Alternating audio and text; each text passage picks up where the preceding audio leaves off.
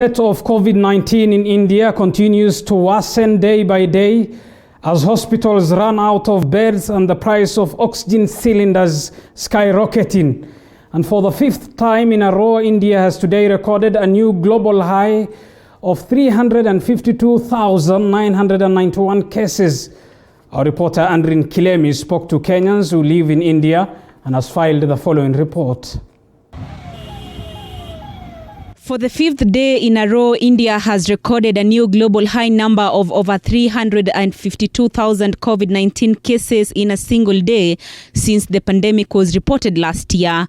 The streets of India have now turned to hospital corridors, with cars acting as emergency centers, and hospitals are running out of beds due to the increasing number of patients every day. The country is also facing oxygen crisis amid the surge. Prices of essential medicines, oxygen cylinders and concentrators have skyrocketed. There are patients who are not getting oxygen. Oxygen have been shifted from steel companies and are being shifted to the places where it's needed. It's only that the oxygen which was available in India are in a state called Orissa. Today, the Indian health authorities recorded more than 352,000 new COVID-19 cases, over 2,800 new deaths in the last 24 hours, with India now having a total of 130,907 active cases, translating to 16.25%. So what is life like for Kenyans living in India amid the scares and the surging number of deaths?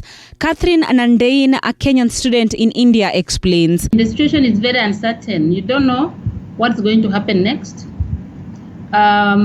We see the numbers also flaring up, and because I'm on the southern part, the situation is not as bad as it is in the north, but then that can't stop me from feeling uncertain and insecure.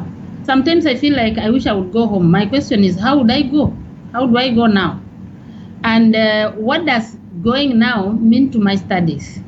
And so I'm torn in between staying to finish and hand over in maybe another 1 month or so. Joshua Boit, a Kenyan who has been living in India for the last 10 years, however, says as much as the situation in India is dire, some people have exaggerated the situation on social media platforms, causing panic to their friends and relatives here in Kenya. The situation is as it is. Like the number is 17 million, per day is around 349,000.